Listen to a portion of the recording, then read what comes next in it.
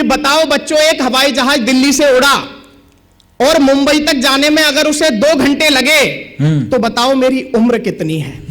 वाह। अब भाई साहब ये क्वेश्चन सुन के बच्चे क्या, बड़े बड़े मास्टर, सबका दिमाग घूम गया। अब भाई ने दोबारा क्वेश्चन रिपीट किया, बोले बच्चे बताओ, एक हवाई जहाज दिल्ली से मुंबई के लिए उड़ा और दिल्ली से मुंबई तक पहुंचने में अगर उसे 2 घंटे लगे तो बताओ मेरी उम्र कितनी है। अब भाई साहब सरकारी स्कूल था, पीछे से एक बच्चे ने हाथ ऊपर कर दिया, बोला गुरुजी मैं बताऊंगा। इसने कहा बता क्या उम्र है मेरी। उसने कहा गुरुजी आपकी उम्र है 30 साल। अब भाई साहब ये घूम गया। इसने कहा कि एक बात बता, तूने उम्र तो बिल्कुल सही बताई है, लेकिन तेरा क्या मेथड है, तेरी क्या कैलकुलेशन है, तूने ये एकदम सही उम्र बता कैसे दी। अच्छा। अब भाई साहब अगर सरकारी स्कूल के बच्चे का जवाब आप तक पहुंच जाए तो अपने हाथों को खोलना, माहौल को ऊर्जावान बनाना।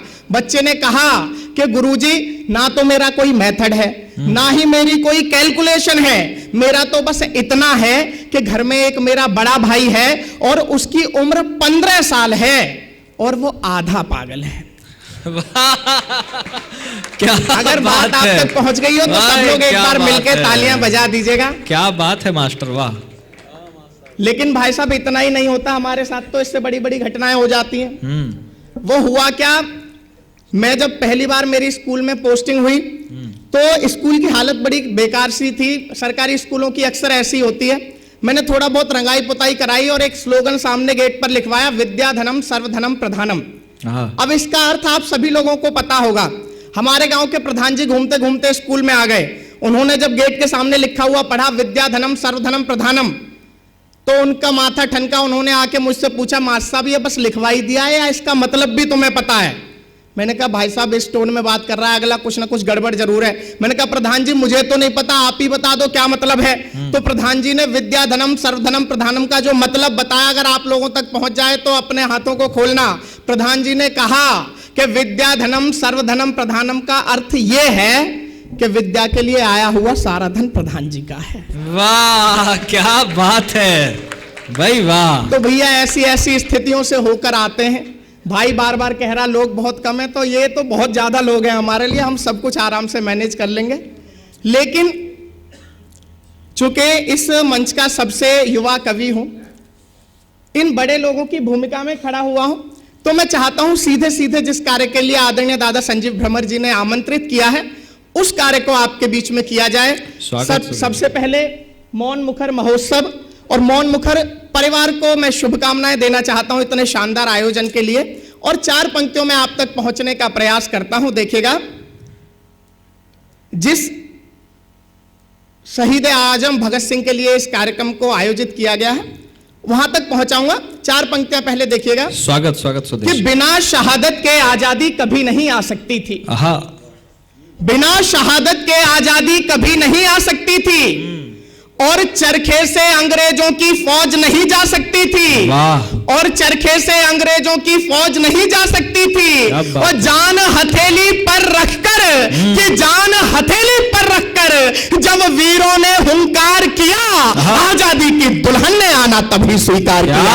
आजादी की दुल्हन ने आना तभी स्वीकार किया। जिंदाबाद। बहुत बहुत धन्यवाद। जिंदाबाद। और अभी भी कुछ हाथ खामोश है, आपको भी खुलवाने का प्रयास करता हूं। 4 पंक्तियां देखिएगा। मेरा प्यारा भाई अरुण बैठा हुआ है, मंच पर मोहित भाई बैठा हुआ है। तब कहीं 4 पंक्तियां सार्थक होती हुई दिखाई दें तो अपने हाथों को खोलना, अपने छोटे भाई स्वदेश यादव को ऊर्जा देना। जब युवाओं पर प्रश्न चिन्ह लगते हैं दादा, तो 4 पंक्तियों में उत्तर देने का प्रयास किया। स्वागत। कैसे होते हैं भारतवर्ष के युवा? अगर परखोगे तो कुंदन शाही ईमान निकलेगा। अगर परखोगे तो कुंदन शाही ईमान निकलेगा। हृदय में कुछ बड़ा करने का भी अरमान निकलेगा। हृदय में कुछ बड़ा करने का भी अरमान निकलेगा। और मेरी पीढ़ी के ये लड़के, कि मेरी पीढ़ी के ये लड़के भले कितने भी हो मॉडर्न, अगर चीरेंगे ये सीना तो हिंदुस्तान है। क्या बात है, चीरेंगे ये सीना तो हिंदुस्तान निकलेगा। क्या भाषा है, वाह। बहुत बहुत धन्यवाद। सीना तो हिंदुस्तान निकलेगा। और संभालिएगा कि भले ही रंग मस्ती का घुला हर बात में होगा, कि भले ही रंग मस्ती का घुला हर बात में होगा, जवानी की खुमारी का नशा भी साथ में होगा, मगर जब बात होगी देश हित कुछ कर दिखाने की, कि मगर जब बात होगी देश हित कुछ कर दिखाने की, कफन कफन सर पर वतन दिल में तिरंगा हाथ में होगा, कफन सर पर वतन दिल में तिरंगा हाथ में होगा। इसको भैया वही करो जहां था। बहुत बहुत धन्यवाद, आप लोग बड़ा मन से सुन रहे हैं, लेकिन पीछे दो एक लोग तालियां नहीं बजा रहे हैं। 4 पंक्तियां देता हूं भैया, क्योंकि अगर मेरी कविता पे ताली नहीं बजाते तो झेलना आपको पड़ेगा। और कैसे झेलना पड़ेगा? 4 पंक्तियों में अगर आपके पास तक पहुंच जाए, आपको बात समझ आ जाए तो आपके हाथ खुल जाएंगे। दादा मुझे एक वरदान प्राप्त है, और वो वरदान क्या है वो 4 पंक्तियों में सौंपता हूं कि मेरी बात ध्यान से न सुनी यदि आपने तो, वाह, कि मेरी बात ध्यान से न सुनी यदि आपने तो हंसी खुशी दोनों मुंह मोड़ चली जाएंगी।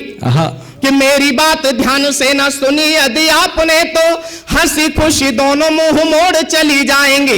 और कितना भी रोकने का करिए प्रयास, किंतु कसमों व वायदों को तोड़ चली जाएंगी। और पहले ही बता रहा हूं बाद में न कहिएगा, कि पहले ही बता रहा हूं बाद में न कहिएगा, नाता किसी दूसरे से जोड़ चली जाएंगी। और कविता पे मेरी ना बजाई ताली आपने तो प्रेमिका व बीवी दोनों छोड़ चली जाएंगी।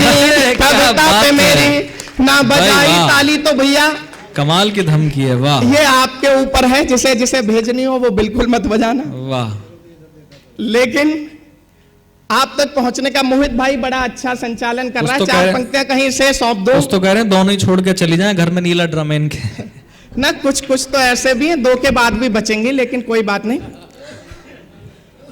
मैं 4 पंक्तियां आप तक पहुंचाना चाहता हूं। मैं किसी के विषय में क्या बताऊं, अपने विषय में ही बताता हूं कि थका हारा हुआ यदि ऑफिस से आऊं कभी, कि थका हारा हुआ यदि ऑफिस से आऊं कभी, चौकस वो पल में मिजाज कर देती है। वाह, कि थका हारा हुआ यदि ऑफिस से आऊं कभी, चौकस वो पल में मिजाज कर देती है।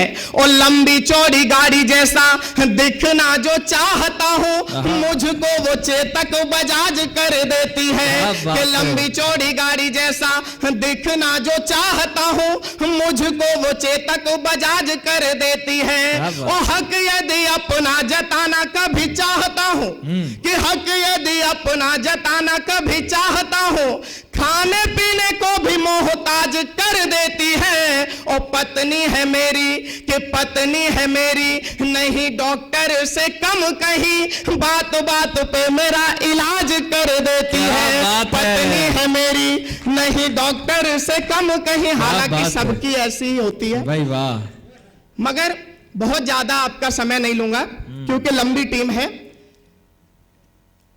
1-2 छंद आपके बीच में रखता हूं। स्वागत स्वागत स्वागत, बहुत कमाल पढ़ रहे हो, बहुत शानदार। वाह, मुझे एक बात याद आती है दादा, जब भगत सिंह की मां उनसे मिलने के लिए जेल में पहुंची उनकी फांसी से 1 दिन पहले, तो भगत सिंह ने देखा कि मां की आंखों में आंसू हैं।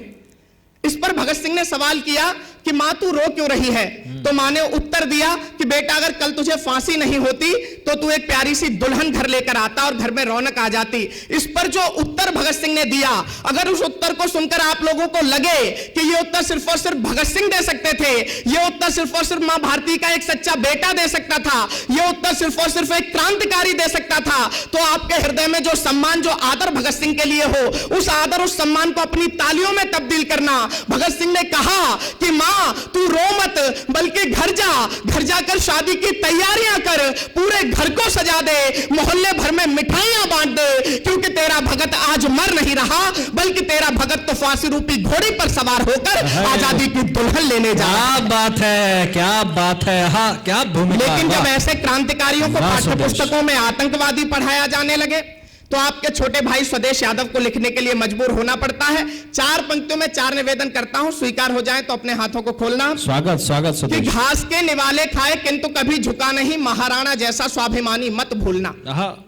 घास के निवाले खाए किंतु कभी झुका नहीं, महाराणा जैसा स्वाभिमानी मत भूलना। और निज सुत वार दिया, मातृभू की रक्षा है तो पन्ना धाय जैसी कुर्बानी मत भूलना। और खादी और चरखे से, कि खादी और चरखे से आजादी न आए मित्र, बलिदानों की है ये निशानी मत भूलना। और चाहे दुनिया की हर बात भूल जाना किंतु तो शेखर भगत की जवानी मत भूलना, चाहे दुनिया की हर बात भूल जाना तो शेखर भगत की जवानी मत भूलना। बहुत बहुत धन्यवाद। और अंतिम 4 पंक्तियां इन बड़े कवियों के सम्मान में पढ़ता हूं, उसके बाद अपना स्थान लूंगा। क्या जिम्मेदारियां हैं आज मंच की, बिल्कुल ताजा पंक्तियां आप तक पहुंचाने का प्रयास करता हूं दादा। कि मंडियों के भाव के आगे सभी बिक जाएंगे घर, कि मंडियों के भाव के आगे सभी बिक जाएंगे घर, तो तुला ईमान की लेकर कहो तोलेगा कौन। वाह। कि मंडियों के भाव के आगे सभी बिक जाएंगे घर, तो तुला ईमान की लेकर कहो तोलेगा कौन।